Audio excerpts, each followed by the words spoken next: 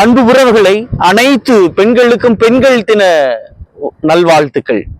மறைந்த திருத்தந்தை பிரான்சிஸ் அவர்கள் கூறியிருக்கிறார், திரு அவையிலே பெண்கள் மதிக்கப்பட வேண்டும் என்று. மங்கையராய் பிறப்பதற்கு மாதவம் செய்திட வேண்டும் என்று கவிமணி தேசிய விநாயகம் பிள்ளை கூறியுள்ளார்.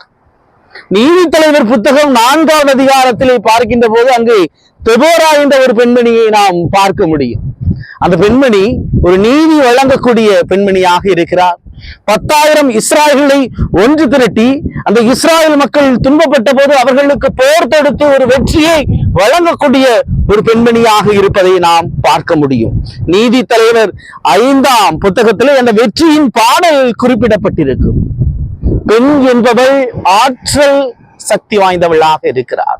பெண் என்பவள் ஒரு உயிரை உருவாக்கக்கூடியவளாக இருக்கிறார். எனவேதான் கடவுள் கூறுகிறார், இறைவன் தான் எல்லா இடத்திலும் இறக்க முடியாது என்றுதான் அன்னையை படைத்தான் என்கிறது ஒரு யூத பழமொழி ஒன்று.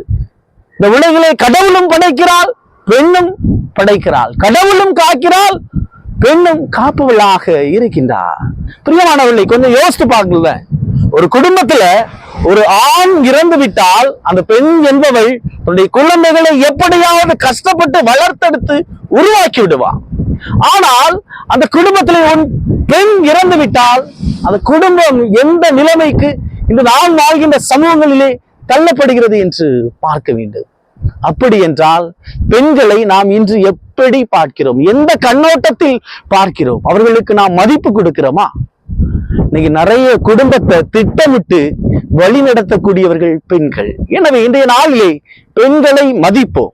அவருடைய வாழ்க்கையிலே அவர்களுக்கு முக்கியத்துவம் கொடுப்போம். அவர்களுடைய உணர்வுகளை புரிந்து கொள்வோம். அவருடைய விருப்பங்கள் வெறுப்புகள் அனைத்தையும் தெரிந்து கொள்வோம்.